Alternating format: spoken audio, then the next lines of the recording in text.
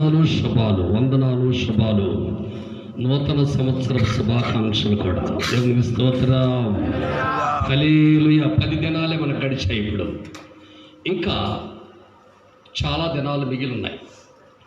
దేవుడు మనల్ని జాగ్రత్తగా ఆయన నడిపించాలని ఆయన ఉద్దేశం. ఆయన నడిపించాలి మనల్ని అంటే మనం ఆయనకి అనుకూలమైనటువంటి వారముగా మనం మార్చబడాలి. ఆయన మన జీవితంలో ఆయన కార్యాలు జరిగించాలి అంటే చాలామంది సంవత్సరాలు గడుస్తున్నాయి కానీ ఏ కార్యము నా జీవితంలో జరగలేదు, ఏ కార్యము నా జీవితంలో, నా పిల్లల జీవితంలో జరగడం లేదు అన్నవాడు చాలామంది సంవత్సరాలు అలాగనే కొనసాగించబడతా ఉన్నారు. దేవుడేమో వాగ్దానం చేస్తున్నాడు, ఆ వాగ్దానమేమో మన జీవితాలలో నెరవేర్చబడట్లేదు. ఎందుకు నెరవేర్చబడడం లేదు అంటే అది మనము ఆయనకు అనుకూలమైనటువంటి వారముగా నడిపించబడటం లేదు. అందుకే ఆయన వాగ్దానాలు మన జీవితంలో నెరవేర్చబడడం లేదు. దేవునికి స్తోత్రం. ఒక వాక్యాన్ని చదువుకుందాం. పరిశుద్ధ గ్రంథంలో నుండి ఒక వాక్యాన్ని చదువుకుందాం. జయ జీవితాన్ని మనకి ఇవ్వబోతున్నాడు. మన కార్యములు సఫలపరచబోతున్నాడు. మన జీవితంలో అద్భుతాలు చేయబోతున్నాడు. మనం చూస్తుండగా ఆయన మనతో మాట్లాడుతున్న మాటలు ఏంటంటే, మీరు జాగ్రత్త కలిగిన సన్నిధిలో మీరు జీవించగలిగితే, అంటే జాగ్రత్త అంటే ఎప్పుడు చెప్పాడు జాగ్రత్త అని రాసి లేదంటారా? రాసి లేదు అంటే ఏంటంటే, నాకు మధ్యలో ఒక నిబంధన నేను చేస్తున్నాను. ఏ నిబంధన అది? ఏ నిబంధన అంటే, నేను ఆజ్ఞాపించిన ఆజ్ఞలను, నేను మీ కొరకు ఏర్పాటు చేసినటువంటి ఆ విధులు అంటే చెప్పండి. విధులు అంటే ఏంటారా దాన్ని? విధులు ఆజ్ఞ అంటే చెప్పండి. ఆజ్ఞ అంటే మన ఆదిపితరులు చేయకూడదన్నది చేశారు, తినకూడదన్నది తిన్నారు, వెళ్ళకూడదన్నది చేశారు, వెళ్ళకూడదన్న స్థలానికి వెళ్ళారు. అది ఆజ్ఞ అతిక్రమించడం. విధులు అంటే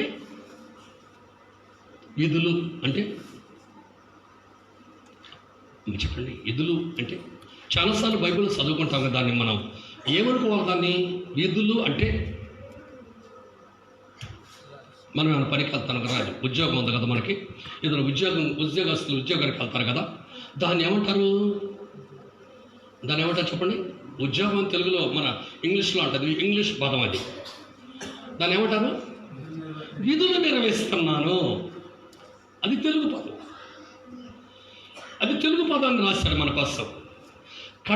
ఆయన ఆజ్ఞలను, ఆయన విధులను అనుసరించి నడిపించబడితే, విధులు అంటే దేవుని సన్నిధికి క్రమంగా రావడం, దేవుని సన్నిధికి క్రమం తప్పకుండా రావడం, దేవుని సన్నిధికి సమయానికి రావడం, దేవుని సన్నిధిలో చేయవలసిన కార్యాలు చేయడం, దేవుని సన్నిధి దేవునికి ఇష్టడుగా ఆయన ముందు వచ్చి ఆయనకి మహిమ తెచ్చే విధముగా మన బ్రతుకులను ఎప్పటికప్పుడే సరిచూసుకోవటం. ముందొచ్చి కూర్చున్న వాళ్ళ జీవితాల్లో ఏం జరుగుద్ది అంటే, వాక్యపు ఎలుగులో వాళ్ళ జీవితాన్ని సరిచూసుకోవచ్చు. చూసుకునేవాడు జ్ఞానవంతులైతే ఆ వాక్యపు ఎలుగు వాళ్ళ మీద పడుతున్నప్పుడు ఆ ఎలుగులో నా జీవితం ఎలా ఉంది, బలహీనంగా ఉన్నానా, బలపరచబడిన వారుగా ఉన్నానా, నా జీవితం ఎక్కడైనా బలహీనమైనటువంటి పరిస్థితుల్లో అది భక్తిహీనకు సంబంధించినటువంటి ఆ పరిస్థితులు ఏమైనా ఉన్నాయా అని ఎక్కడుంటే తెలుసుకోవచ్చు? బయట ఉంటే కాదు తెలుసుకునేది. బయట ఉంటే మనకి అర్థం కాదు. ప్రభు సన్నిధిలోకి వచ్చి ప్రభు ముందు కూర్చోగలిగితే, ప్రభు పాదాల యొద్ద కూర్చోగలిగితే, ప్రభు పాదాల యొద్ద కూర్చొని, ప్రభు నా ఆధ్యాత్మిక జీవితం, నా ఆత్మీయ జీవితం ఎలా ఉందో ఒక్కసారి నాకు అర్థము వలె నీ వాక్యపు ఎలుగులో నాకు చూపించవా అంటే, ఆయన మనకు మన జీవితాన్ని, మన ఆధ్యాత్మిక జీవితాన్ని ఆయన ఆ వాక్యమనే అర్థములో మనకు చూపిస్తాడు. ఆయన దేవుడికి స్తోత్రం. హల్లెలూయా.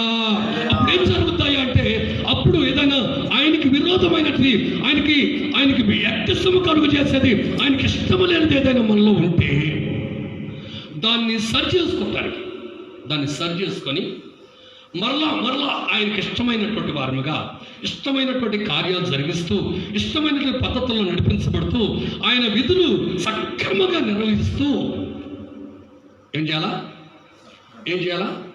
సక్రమముగా ఆయన విధులు నిర్వహిస్తూ నడిపించబడే వారికి ఆయన చెప్తున్న మాట ఏంటయ్యా అంటే, ఇప్పుడు చదువు మాట,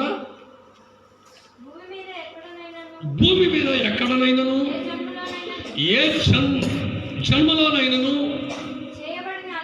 చెయ్యబడని అద్భుతములు ఈ ప్రజలందరి ఎదుట చేస్తాను. నువ్వు ఏ ప్రజల నడుమనున్నావో ఆ ప్రజలందరూ యెహోవా కార్యములు చూచెదరు. ఇంకా నేను నీ ఎడల చేయబోవున్నది సామాన్యమైన కార్యాలు కాదు. సామాన్యమైన కార్యాలు ఎలా ఉంటాయంటే, ఏదో ఒక స్వల్పమైన మేలు, ఒక స్వల్పమైన కార్యము, ఏదో ఒక అప్పు, ఒక 1000 రూపాయలు దొరకడం, అది స్వల్పమైన కార్యం, స్వల్పమైనటువంటి మేలు. కానీ నేను అలాంటి మేలు కాదు మీ ఈ ప్రజల మధ్యలో నేను చేస్తున్నది. ఏం చేయబోతున్నానంటే, ఆ కార్యములు ఎవరో చూడనటువంటివి, ఏ ప్రజలలోనైనా ఇంతకు ముందు జరగనటువంటివి. మన దేవుడు తలుసుకుంటే ఎంత పేదవాడిన, ఎంత బలహీనుడైన బలవంతుడుగా ఆయన సింహాసనం మీద ఎక్కించగలడు. దేవునికి స్తోత్రం, హల్లెలూయా. ఆయనకు ఆ శక్తి ఉంది, ఆయనకు ఆ బలం ఉంది. ఆయన కార్యములు జరిగించేవాడు, ఆయన పేరు. దేవునికి స్తోత్రం. ఈ నూతన సంవత్సరంలో, ఈ సంపూర్ణ రాత్రి ఉపవాస కోడికలో మీరు హృదయాలను సరిచేసుకొని, దిట్టపరుచుకొని, ఎవరైతే ఆయన కార్యాలలో పాలు పంపులు పొందుకుంటారో, ఎవరైతే ఆయన ఆజ్ఞలను అనుసరిస్తూ నడిపించబడతారో, ఆయన విధులను సక్రమంగా నెరవేర్చగలుగుతారో, వారి జీవితంలో నా దేవుడు కార్యములు జరిగించబోతున్నాడు. దేవునికి స్తోత్రం. అది ఎలాంటి కార్యములంటే, అది ఎలాంటి పరిస్థితులు అంటే, అది ఎలాంటి స్థితులు అంటే, బైబిల్లో చాలామంది సమస్తము అయిపోయి ఇక ఈడు పనికిరాడు. మన జీవితాల్లో కూడా ఒక్కొక్కసారి ఒక్కొక్క కుటుంబంలో, మన సంఘంలోనే చూస్తే ఒక్కొక్క కుటుంబంలో కుటుంబం ఇక పనికిరాదేమో, ఇక కుటుంబం వాళ్ళు ఎవడు ఆ కుటుంబాన్ని గౌరవించరేమో, ఆ కుటుంబాన్ని లెక్క చేయరేమో, అసలు ఆ కుటుంబాన్ని చెరదీయరేమో అనుకున్నటువంటి కుటుంబాలలో మన దేవుడు ఆ కుటుంబం మీద ఆయన దృష్టి ఉంచితే ఆ కుటుంబం నిండాలుగా ఆశీర్వదించబడుతున్న కుటుంబాలుగా ఈ రోజు కూడా మనం చూస్తున్నాం. దేవునికి స్తోత్రం. అలాంటి కుటుంబాలు, నేను చూసినటువంటి కుటుంబాలు మన సంఘములోనే, మన ఏరే సంఘాలు ఎత్తకక్కర్లేదు. దేవునికి స్తోత్రం. ఎందుకు అలా జరుగుతుందయ్యా అంటే, వారు దేవుని సన్నిధిలో నమ్మకమైనటువంటి వారిగా నడిపించబడుతున్నారు కనుక, నమ్మకమైనటువంటి వారిని నా దేవుడు దృష్టించి ఆయన గొప్ప కార్యాలు వారి జీవితంలో, వారి పిల్లల జీవితంలో జరిగించే దేవుడు ఆయన. దేవునికి స్తోత్రం, హల్లెలూయా. వాక్యము శ్రద్ధగా విందాం.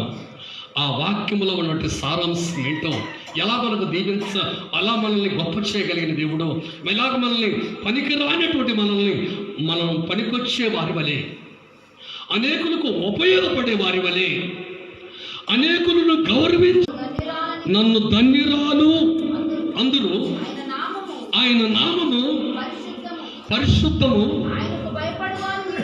ఆయనకు ఇది కావాల్సిన, ఆయనకు భయపడవారి మీద దేవునికి స్తోత్రం, హల్లెలూయా.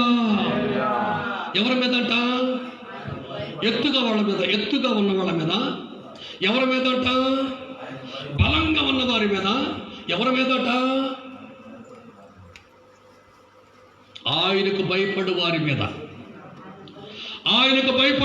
ఆయన కనికరము తరతరముల ఉండును. దేవునికి స్తోత్రం. ఆయనకు భయపడే వారిని ఆయన ప్రేమించేవాడు. ఆయనకు భయపడే వారి జీవితాలలో ఆయన కార్యములు చేయగలిగిన దేవుడు ఆయన. దేవునికి స్తోత్రం. హల్లెలూయా. నిష్కారంగా ఉండి మేము ఉండేది ఇంతే, మా అలవాటిదే అనుకున్న వారిని ఆయన వాళ్ళ మీద ఆయన కనికరము చూపడు. నేను ఎప్పుడు ఈ మాట చెప్తా ఉంటాను, మన మీద కనికరము, ఆయన కనికరము దిగి రావాలి అంటే నువ్వేం చేయాలయ్యా అంటే నువ్వు ఆయనకు భయపడే విధముగా బతకాలి. దేవునికి స్తోత్రం. ఆయన యందు భయము భక్తి కలిగినటువంటి వ్యక్తిగా నువ్వు నీ ఆధ్యాత్మిక జీవితంలో సాగిపోతున్నప్పుడు నా దేవుడు నీ కుటుంబంలో, నీ వ్యక్తిగత జీవితంలో నా దేవుడు కార్యములు జరిగించేవాడు ఆయన. దేవునికి స్తోత్రం. హల్లెలూయా. ఇంకా అక్కడ ఉన్న మాట చదవండి. ఆయన కనికరము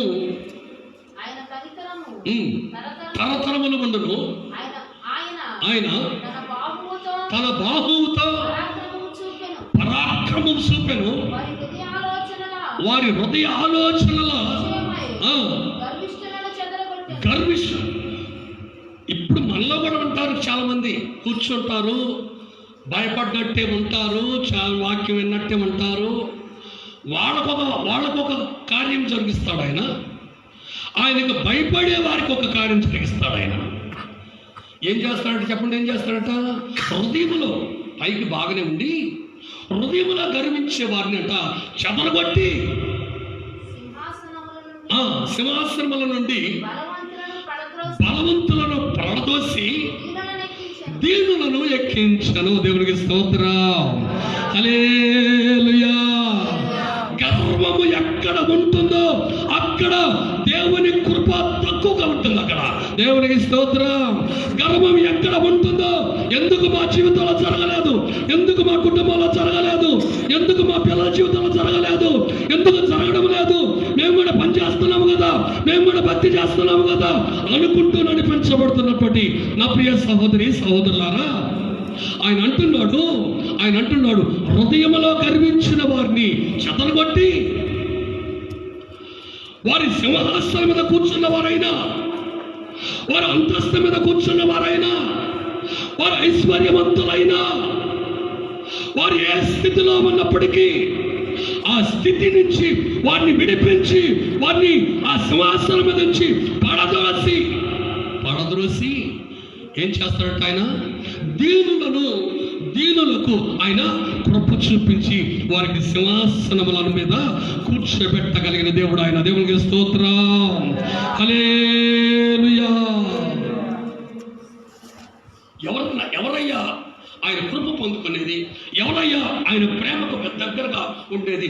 ఎవరయ్యా ఆయన కార్యాలు రుచి చూడగలిగిన వారు ఎవరయ్యా అంటే ఆయన యందు భయము కలిగిన వారు, భక్తి కలిగిన వారు, వినయము కలిగిన వారు, విధేయత కలిగిన వారు, ఆయనకి ఎవరైతే భయపడుతున్నారో వారి జీవితంలో నా దేవుడు గొప్ప కార్యాలు జరిగిస్తూ దేవుడు.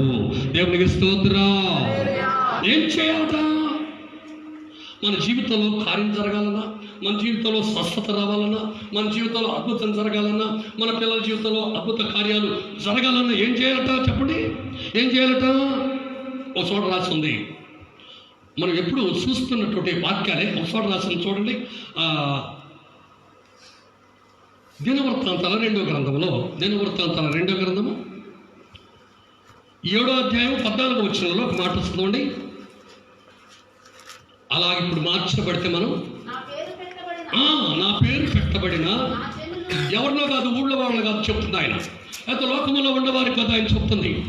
నా పేరు పెట్టబడిన నా ప్రజలు, నా జనులు తమను తాము తగ్గించుకొని ప్రార్థన చేసి నన్ను ఎతికి వారి చెడు మార్గములను విడిచిపెట్టగలిగితే, వాడి చెడు మార్గములను విడిచిపెట్టగలిగితే, మార్చుకోగలిగితే, హృదయములను సరిచేసుకోగలిగితే, హృదయముల ఏకల్మషము లేకుండా ప్రభు సన్నిధిలో దీనులుగా మార్చబడిన వారైతే ఏం చేస్తాడట? ఎప్పుడు ఏం చేస్తాడట? ఆకాశము నుండి నేను వారి ప్రార్థన విని వారి పాపములను క్షమించి వారి దేశమును, వారి పిల్లలను, వారి కుటుంబాలను నేను స్వస్థపరిచి వారి కుటుంబాలలో నా కార్యములు జరిగించబడను. దేవునికి స్తోత్రం. ఎప్పుడట ఈ కార్యం జరిగేది? ఎప్పుడంటే చెప్పండి. తను మనలో మనం తగ్గించుకున్నప్పుడు, చెడు మార్గములను విడిచినప్పుడు, ఒకవేళ నువ్వు ఈ సంవత్సరంలో దీవించబడాలని నీకు ఆలోచన ఉంటే, ఒకవేళ ఈ సంవత్సరంలో నేను, నా పిల్లలు, నా కుటుంబం ఆశీర్వదించబడాలి అని నీకు గనక ఒక ఆశ ఉంటే, ఆ ఆశకు నువ్వేం చేయాలంటే ఒక నిబంధన నా దేవుడు చెప్తున్నాడు ఇక్కడ. నీకు నాకు నేను ఒక నిబంధన ఏర్పాటు చేశాను. ఆ నిబంధనను మేరకుండా నువ్వు కనుక నడిపించబడితే నీ పిల్లల జీవితంలో, నీ కుటుంబంలో నా కార్యములు జరిగిస్తాను అంటాడు ఆయన. దేవునికి స్తోత్రం. హల్లెలూయా. వాళ్ళు ఎలాంటి వారైనా, ఎలాంటి స్థితి కలిగిన వారైనా, వారు బలహీనులైనా బలవంతులైనా, నా దేవుడు ఎవరిని ప్రేమిస్తున్నాడు అంటే, ఎవరి జీవితంలో ఆయన కార్యాలు జరిగిస్తాడు అంటే ఆయనకు భయపడేవారిని. దేవునికి స్తోత్రం. ఇంకొక మాట చదువుకుందాం. ద్వితీయోపదేశ కాండము ఒక మాట. ద్వితీయోపదేశ కాండము 10వ అధ్యాయము 21, 22 వచనాల్లో ఒక మాట ఉంది.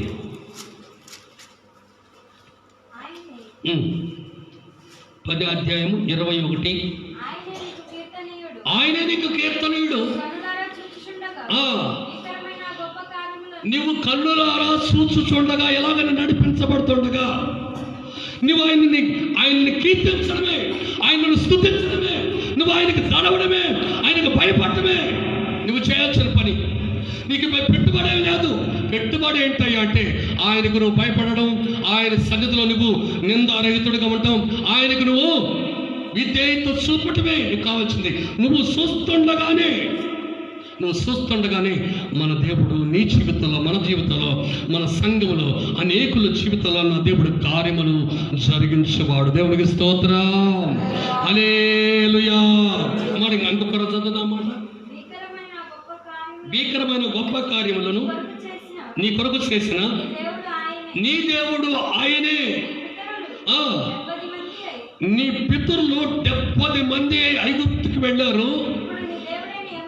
ఇప్పుడు నీ దేవుడైన యెహోవా ఆకాశ నక్షత్రముల వలె వారిని విస్తరింపజేసి, వారు ఎంత కాల్పనం చేశారంటే 6 లక్షల కాల్పనం. అంటే దాదాపుగా ఆ బలం ఎంత బలం అంటే 20-40 లక్షల మందికి చేరింది ఆ బలం. దేవుడికి స్తోత్రం. ఎవరు వెళ్ళాడు అక్కడికి? అబ్రహాంతో ఏం చెప్పాడు ఆయనకు పిలిచాడు. పిల్లలు లేరు, సంతతి లేదు, వాళ్ళు ముసలోళ్ళు అయ్యారు, వాళ్ళకి స్థితి, కనగలిగిన స్థితి కూడా మార్చిపోయారు. వాళ్ళని ఏం చేస్తాడంటున్నాడంటే నీ సంతానాన్ని నేను ఆశీర్వదిస్తాను. దేవునికి స్తోత్రం. ఎవరు లేనప్పుడు అది ఎలా ఉంటుంది అంటే నువ్వు దానిని నమ్మినప్పుడు దాన్ని జీవితంలో జరిగించగలిగి. ఏమీ లేదే నా జీవితంలో, ఏమీ లేదే, ఎలాగా నన్ను ఆశీర్వదిస్తాడు, ఎలాగ నా కుటుంబంలో ఈ కార్యాలు చేస్తాడు, అసలు వల్ల కాదే. అబ్రహాం కూడా అదే అనుకోలేదు, కానీ ఆయన చెప్పిన మాట నమ్మాడు. నేను చేస్తాను అబ్రహాం. ఏమన్నాడు? నేను నీ సంతానాన్ని ఆకాశ నక్షత్రముల వలె నేను విస్తరింపచేస్తాను. నువ్వు దాన్ని నమ్మితే, నువ్వు దానిని నేను చేసిన ఒక నిబంధనకు నువ్వు కట్టుబడి నడిపించబడితే, నేను నీకు చేయవలసిన కార్యాలు నేను నీ కన్నులారా నువ్వు చూస్తుండగానే నీ కార్యాలు నీ పిల్లల జీవితంలో, నీ కుటుంబంలో ఈ సంవత్సరం జరిగించునుగాక. దేవునికి స్తోత్రం. హల్లెలూయా. ఒక చోట ఒక తల్లి ఉంది, ఒక యవనస్తురాలు. ఆ యవనస్తురాలు పని కంప్లీట్గా అయిపోయింది. ఎందుకు అయిపోయింది అంటే తల్లిదండ్రులు ఆమెని యవనస్తురాలను పెంచారు. యవన జీవితాన్ని కాపాడుకుంటూ నడిపించబడింది. యవనస్తురాలు అయింది కనుక వివాహం జరిగించారు. వివాహం జరిగించిన కొన్నాళ్ళకే ఆమె భర్త చనిపోవడం జరిగింది. అనుకుంటున్నారు ఆమెను ఈమె నిష్ఠ దరిద్రాలు అని. ఏమనుకుంటున్నారు? నిష్ఠ దరిద్రాలు. భర్త చేసుకున్నటువంటి పెళ్ళైనటువంటి కొత్తలోనే తన భర్తను పోగొట్టుకుంది. తన జీవితం ఇంకెవరు దాన్ని ఎవ్వరూ ఆమెను శారదీయరు అని అనుకుంటున్నారు తన ప్రజలందరూ. ఆయన దృష్టిలో ఆమె ఉంది కనుక ఆమెని ఏం చేస్తాడంటే, ఆమె నా భర్త ఎలా అయ్యాడే, నా స్థితి ఎలా మారిందే అని లోకం వెంబడబడలేదు, లోకములోనికి వెళ్ళలేదు. దేవునికి స్తోత్రం. లోకం వెంబడబడలేదు, బలవంతులు కలిగి చూడలేదు. ఏం చేసిందయ్యా అంటే, ఆమె దేవుని సన్నిధిలో అనేక సంవత్సరాలు నడిపించబడుతూ వచ్చిందట. దేవునికి స్తోత్రం. అమ్మ చదువుదాం, లూకా శుభవార్త. అమ్మ చదువుదాం, లూకా శుభవార్త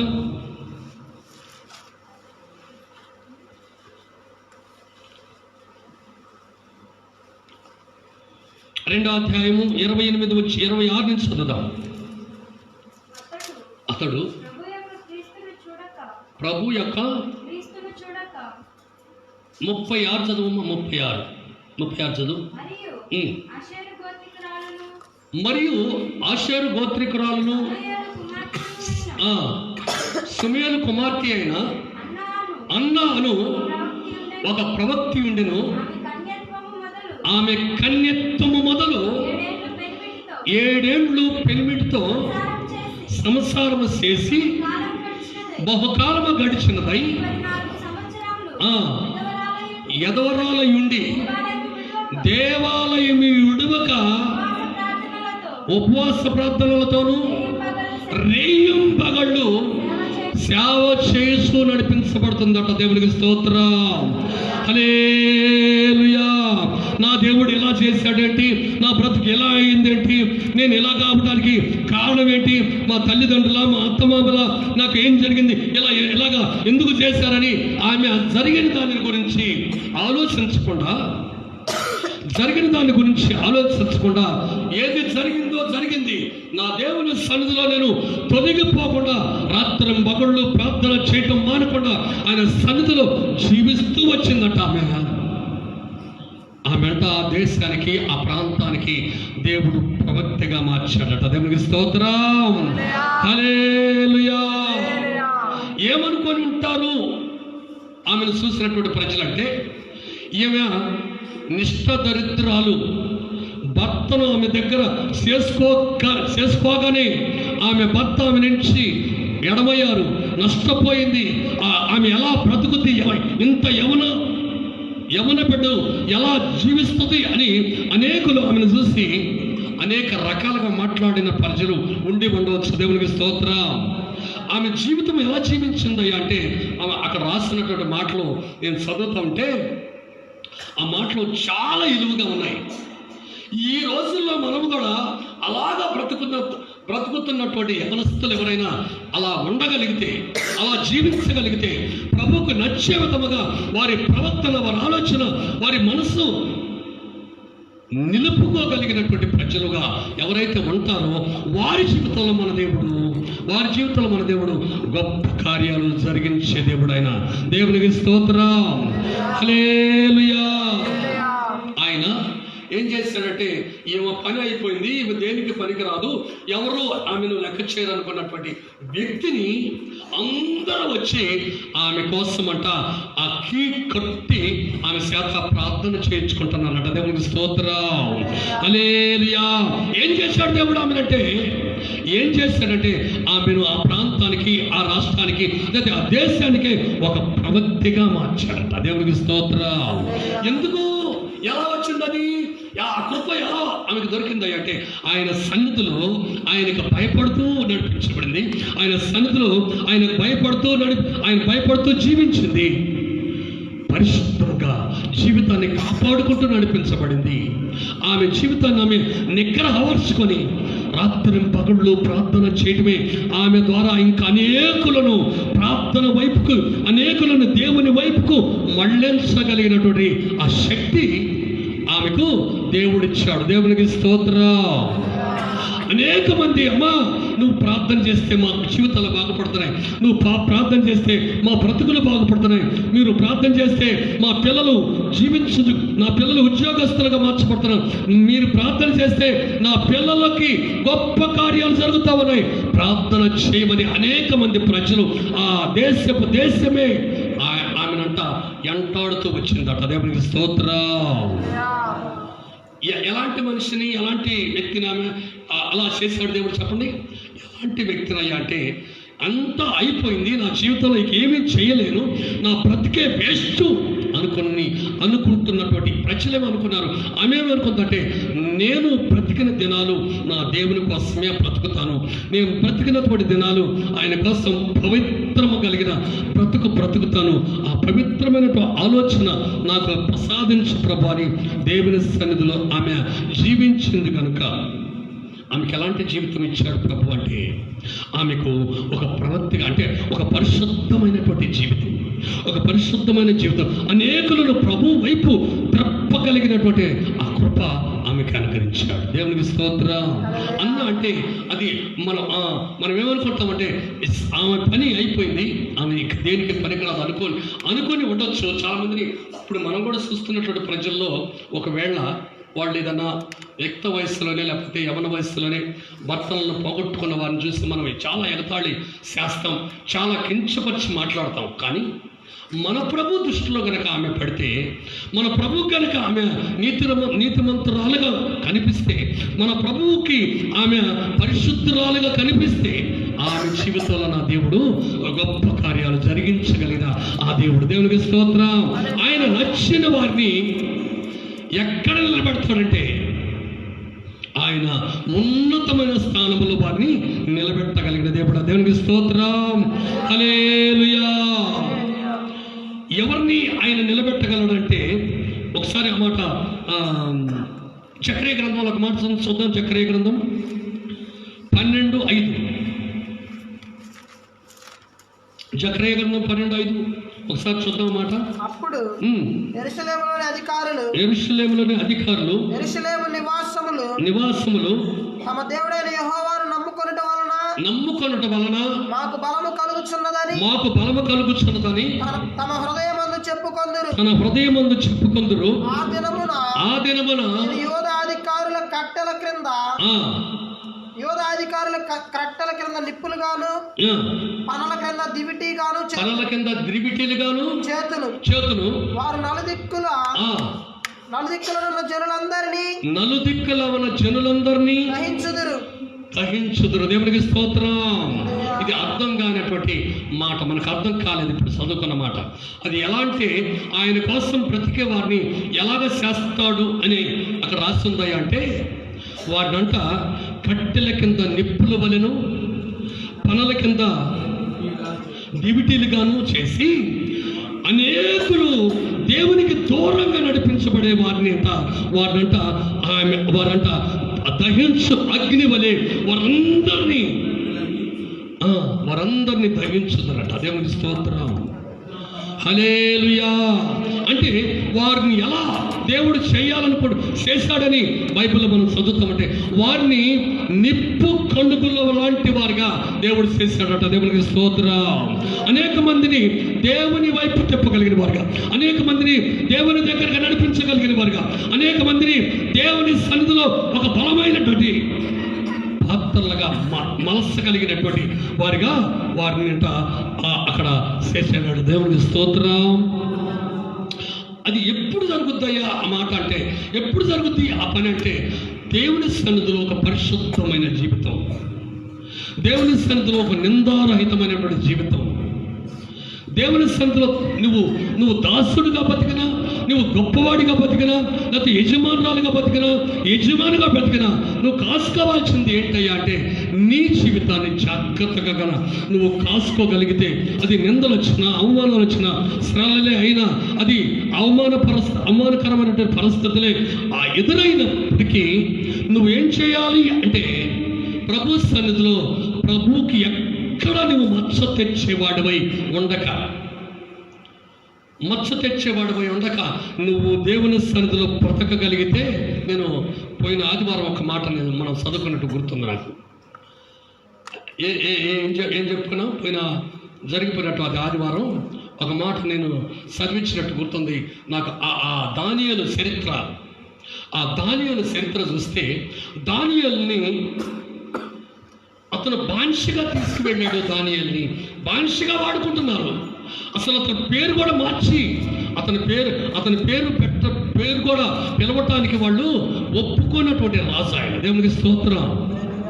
ఏం చేశాడయ్యా దానియేలు అంటే, ప్రార్థన చేస్తే సింహాల బోనులు వేశాడు.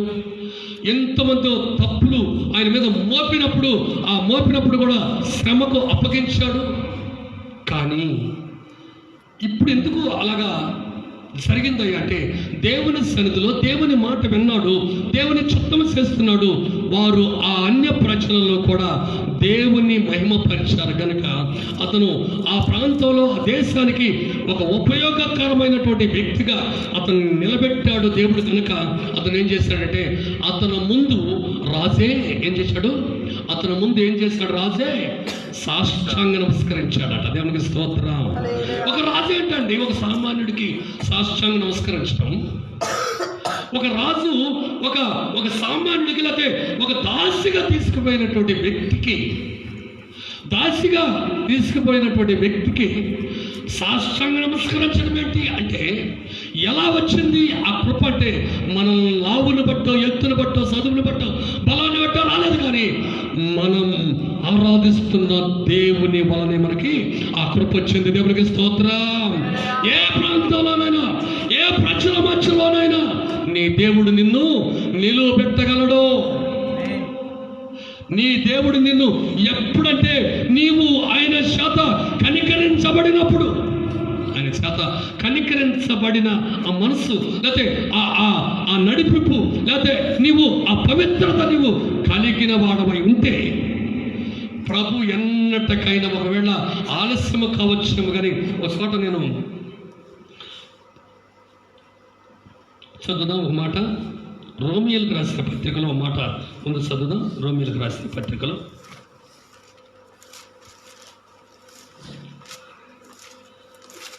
రోమియోలకు రాసిన పత్రిక 4:21 చదువు. 4:21 చదువు. దేవుని మహిమపరిచి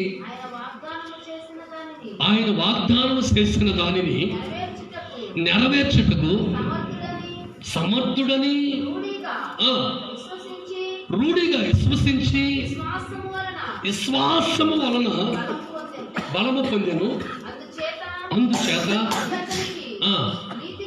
అది అతనికి నీతిగా ఎంచబడిన. దేవునికి స్తోత్రం. చక్కని మాట అండి అది. ఎలాగా దేవుడు మనకు చేసిన వాగ్దానం ఏమని మనం నమ్మాలి? నెరవేర్చుటకు సమర్థుడు అని నమ్మాలి. దేవునికి స్తోత్రం. ఈ రోజు మాట ఇచ్చాడు అంటే ఆ మాట మన జీవితంలో తప్పనిసరిగా ఈ రోజు కాకపోయినా ఈ సంవత్సరం ఎండింగ్లోనైనా నా దేవుడు చేయటానికి ఆయన సమర్థుడు. ఆయన శక్తి కలిగి, ఆయన మాట ఇచ్చి మళ్ళా వెనక్కి తీసుకునేవాడు కాదు ఆయన. ఈ రోజు ఏదైతే చెబుతున్నాడో, ఈ సంవత్సరం అంతము అయ్యేసరికి, ఈ సంవత్సరం ఈ 12 నెలలు, ఈ సంపూర్ణ రాత్రి ఉపవాస కోడికలు అయిపోయేంత వరకు ఎవరి జీవితంలో ఏ కార్యము జరగాలో, ఎవరి జీవితంలో ఏ కుటుంబంలో ఏ కార్యము జరగాలో, ఎవరు దేవుని చిత్తము చేయటానికి ఎవరైతే వారు తన జీవితాన్ని మార్చుకొని, తన బ్రతుకును మార్చుకొని దేవుని కృప కోసం ఎదురు చూస్తున్నటువంటి వారు ఉన్నారో వారి జీవితంలో ఈ 12 నెలల్లోనైనా నా దేవుడు చేయగలడు. దేవుని స్తోత్రం.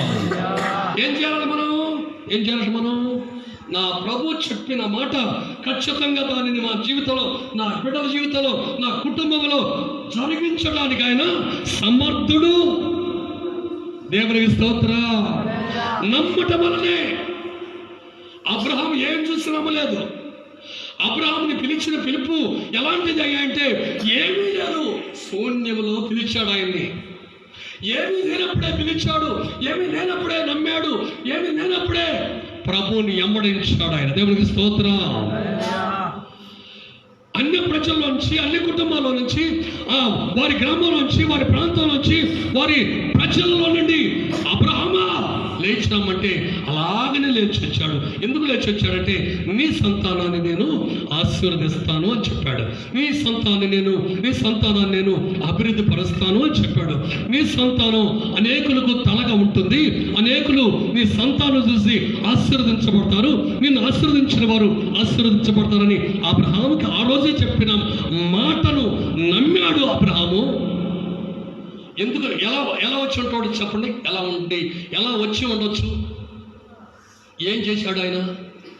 ఏమి చేశాడంటే అప్పుడు దేవుడు అంటే తెలియదు ఆయనకి.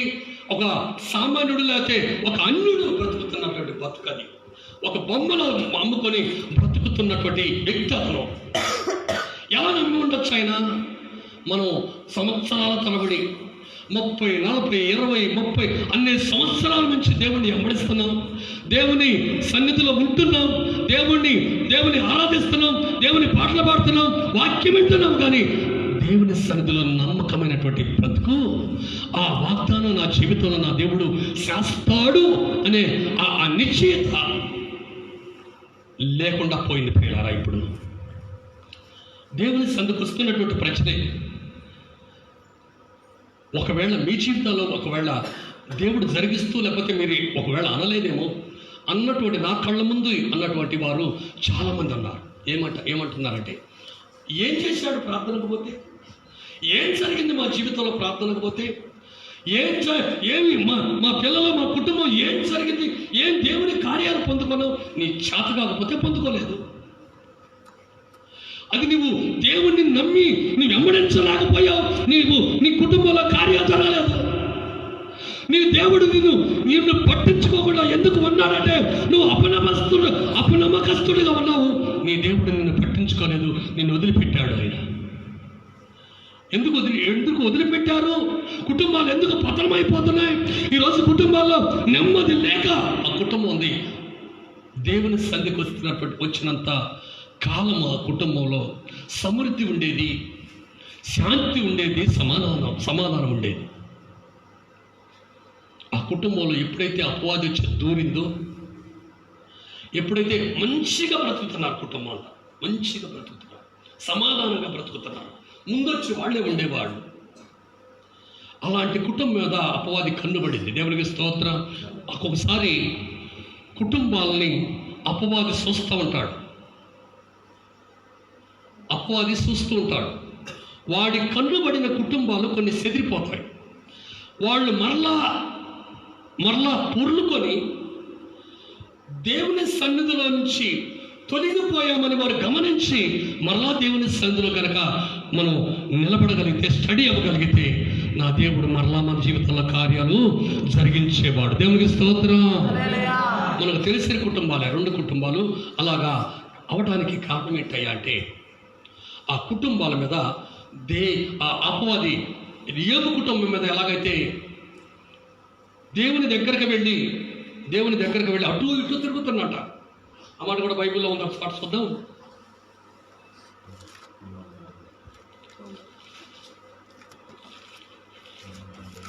ఇర్మియా గ్రంథంలో ఒక మాట చూద్దాం.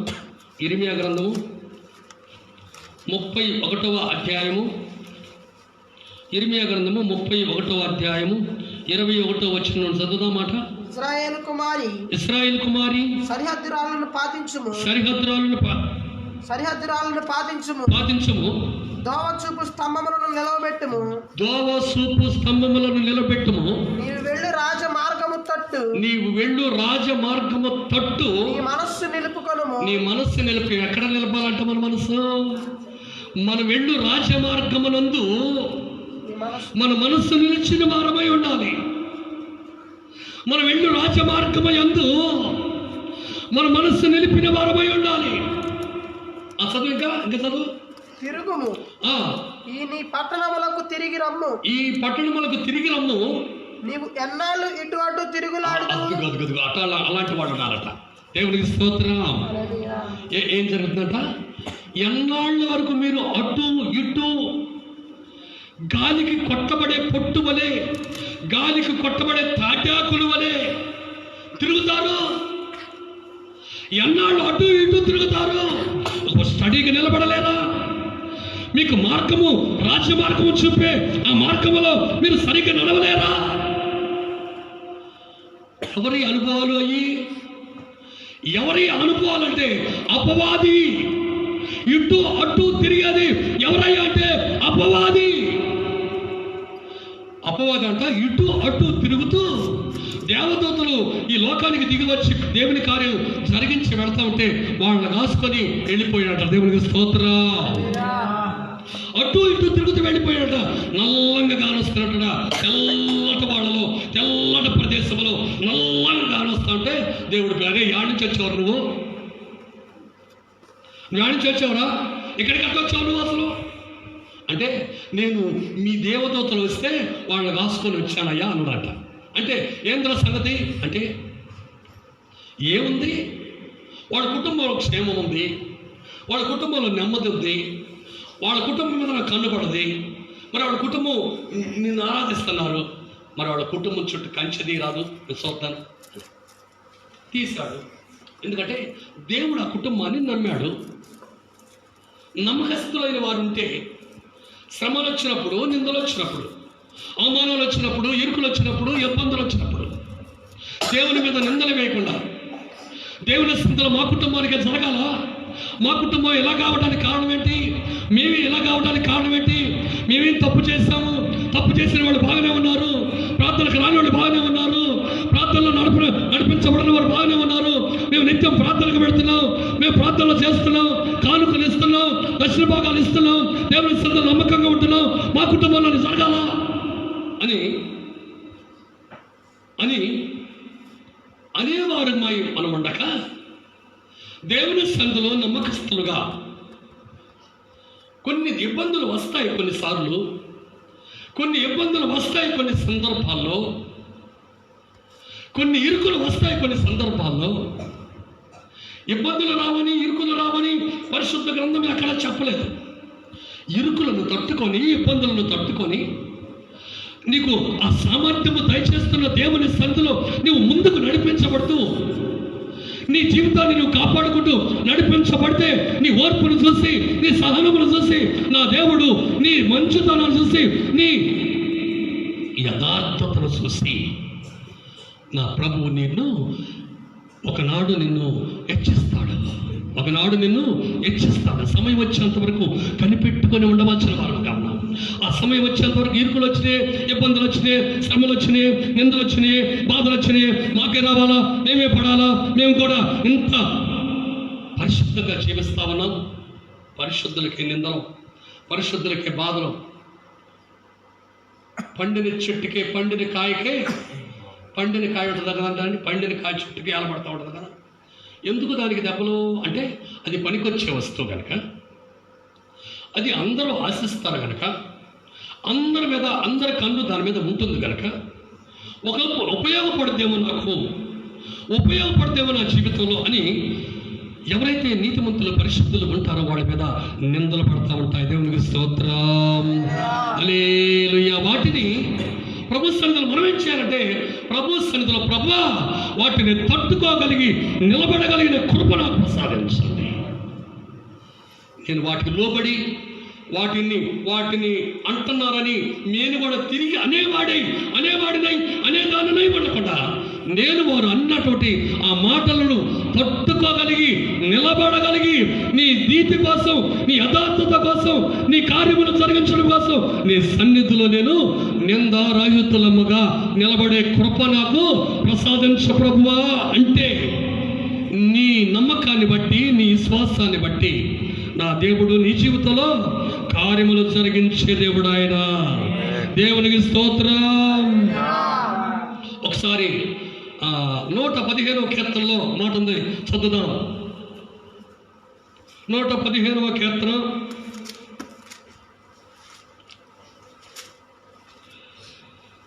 6వ వచనం, 115, 11వ వచనం చూద్దాం. యెహోవా యందు భయభక్తి గలవారులారా, యెహోవా యందు భయభక్తులు కలిగిన వారులారా, యెహోవా యందు నమ్మిక ఉంచుడి. యెహోవా యందు ఏముంచాలట? ఈరోజు చెప్తున్నటువంటి మాట, ఈరోజు నీతో మాట్లాడుతున్నటువంటి మాట నీ భవిష్యత్తులో, నీ పిల్లల భవిష్యత్తులో జరిగిస్తున్నాడు అనే ఆ నమ్మకం మనం కలిగిన వారమై ఉండాలి. యెహోవా యందు భయభక్తులు కలిగిన వారలారా యెహోవా యందు నమ్మిక ఉంచండి. ఆ నమ్మిక ఉంచండి. ఆయన వారికి సహాయము, వారికి కేడము. యెహోవా మమ్మల్ని మర్చిపోలేదు, యెహోవా మమ్మల్ని మర్చిపోలేదు, ఆయన మమ్మల్ని ఆశీర్వదించును. దేవునికి స్తోత్రం. హల్లెలూయా. ఏ మాట అయినా నీవు నమ్మకమే నా దేవుని సన్నిధిలో నీ కార్యములు జరిగించేది. దేవునికి స్తోత్రం. నీవు ఎంత నమ్మకస్తురాలుగా దేవుని సన్నిధిలో కొనసాగించబడతావో, నీ నమ్మకం ఎంత ఉందో ఆ నమ్మకాన్ని బట్టే ఇంకో మాట చెప్పాలంటే దేవుడు చెప్పాడు 75 సంవత్సరాలు అప్పుడు అబ్రహాముతో, ఏంది, నీ సంతానాన్ని ఆశీర్వదిస్తానని. 25 సంవత్సరాలు గడిచిపోతా ఉన్నాయి, ఎక్కడ ఆనవాలే లేదు. ఆశీర్వదించడం భూలోక సంబంధమైన ఆశీర్వాదం అయితే ఉంది, కానీ ఆత్మ సంబంధమైన ఆశీర్వాదము, పిల్లలకు సంబంధించినటువంటి ఆశీర్వాదము లేదు. చాలామంది దుఃఖపడతారు, చాలామంది వేదన చెందుతూ ఉంటారు.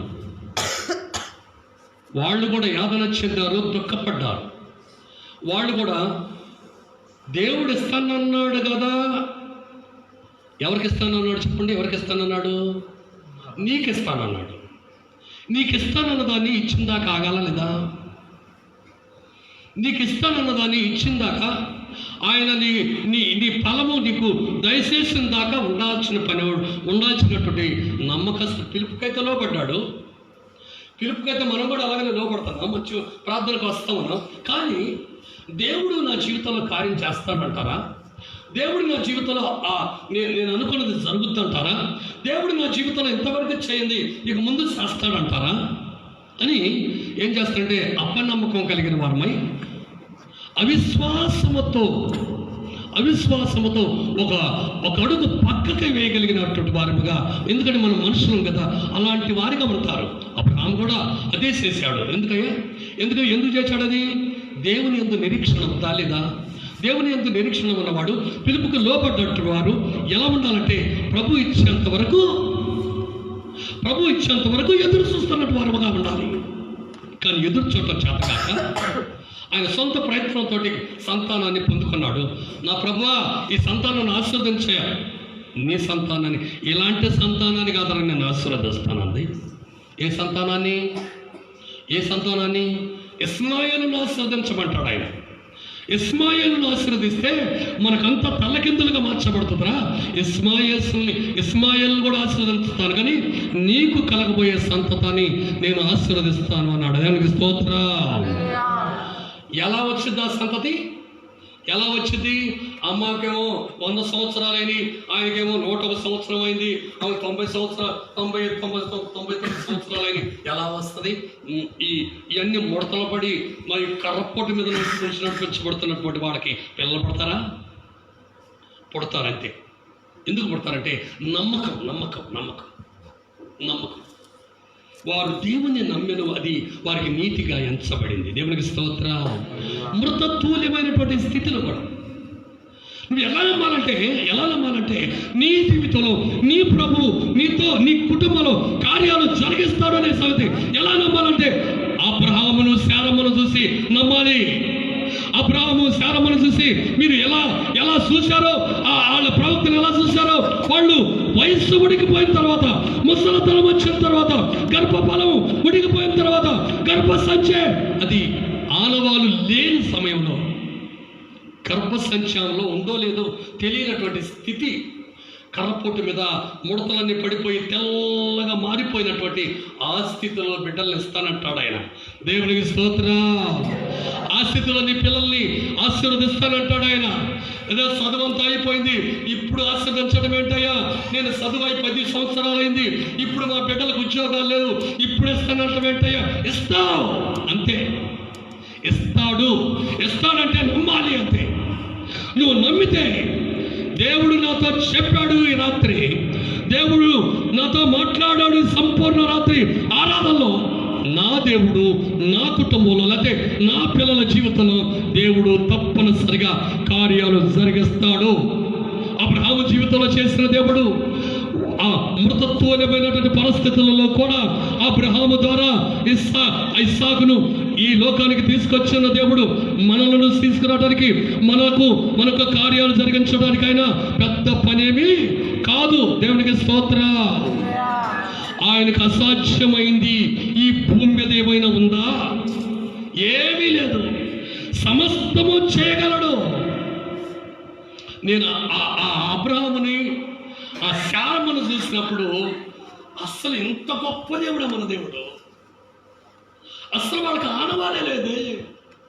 అసలు వాళ్ళకి పిల్లలు పుడతారు అనే సంగతి అస్సలు వాళ్ళు ఎలా మాస్తారు, ఎలా పుడతారు అని నేను ఊహించుకుంటున్నప్పుడు దేవుడు కార్యం జరిగించాడు. ఆయన దేవునికి స్తోత్రం. నమ్మటం నీ వశ్యమే. నమ్మటం నీ వశ్యమైతే నా దేవుడు నీ ఎదుట గొప్ప కార్యాలు జరిగిస్తాడు. ఆయన దేవునికి స్తోత్రం. హల్లెలూయా.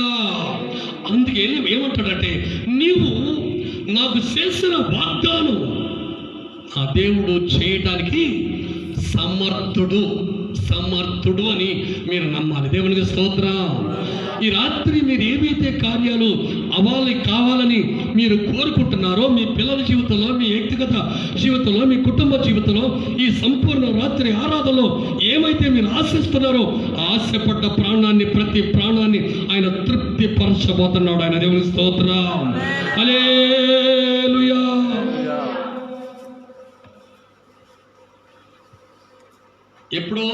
ఎప్పుడో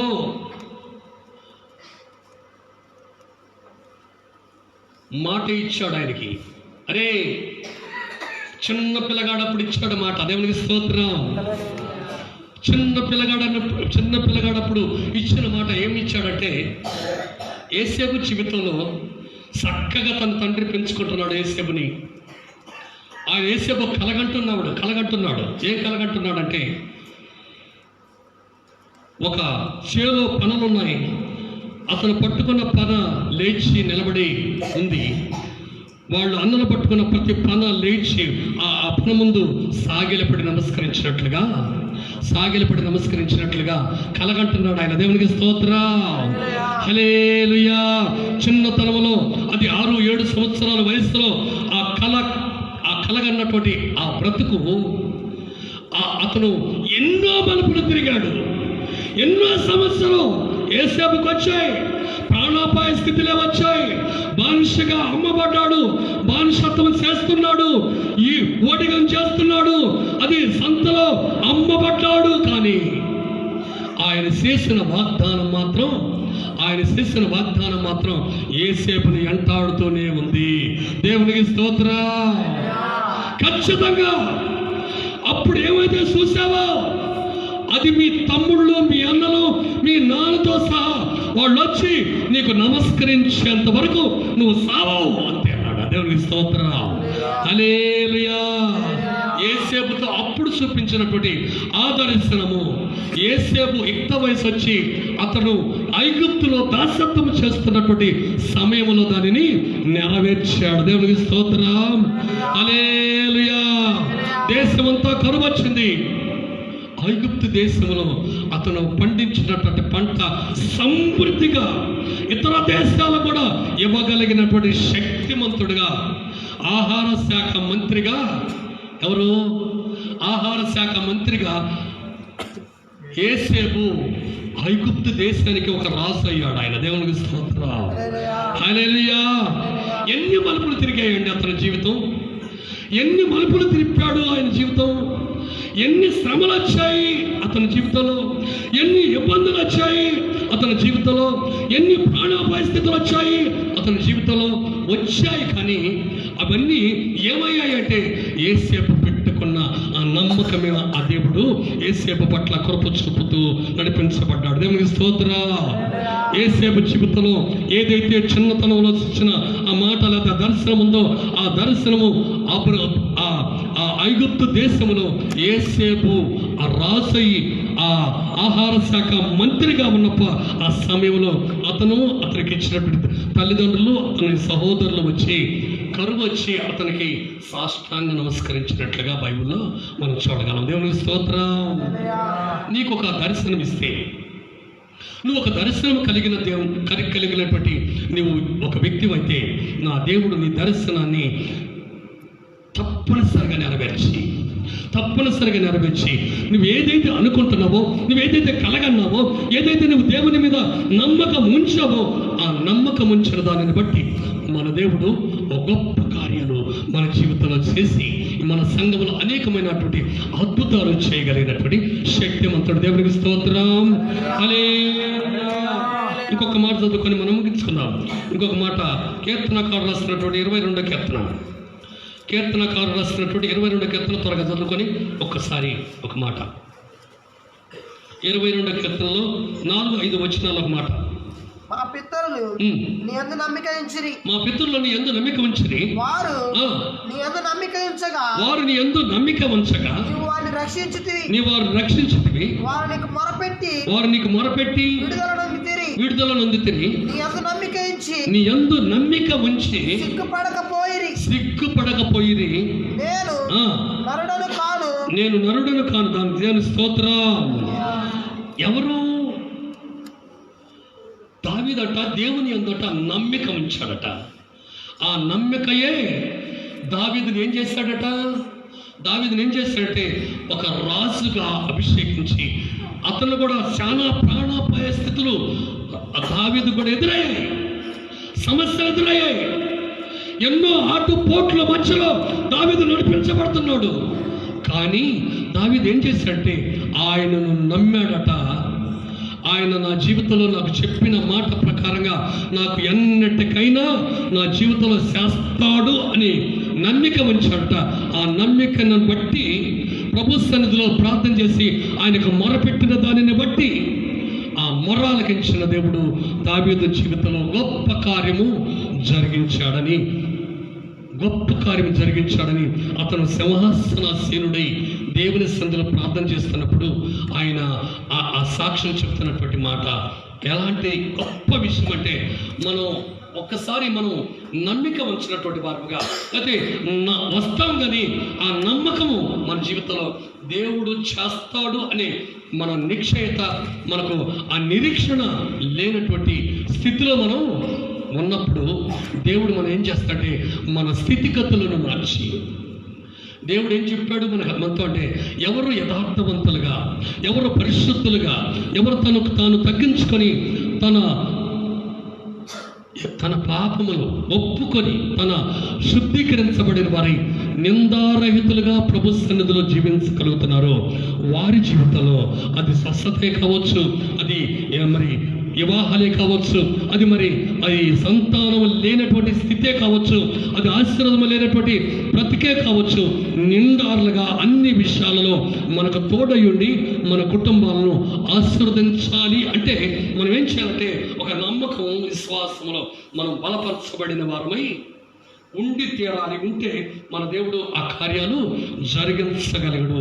ఆ జరిగించాలంటే ఇప్పుడు ఎన్నటువంటి నీవు ఏం చేస్తే నీ దేవుడు నీ పట్ల కార్యం చేస్తాడో, ఎలా ఉంటే నీ దేవుడు నీ పట్ల కార్యం చేస్తాడో, యోసేపు ఎలా ఉంటే ఆ ఐగుప్తులో యోసేపు జీవితంలో అద్భుతాలు జరిగించి ఆయన ఆ ప్రాంతానికి రాజుగా మార్చాడు.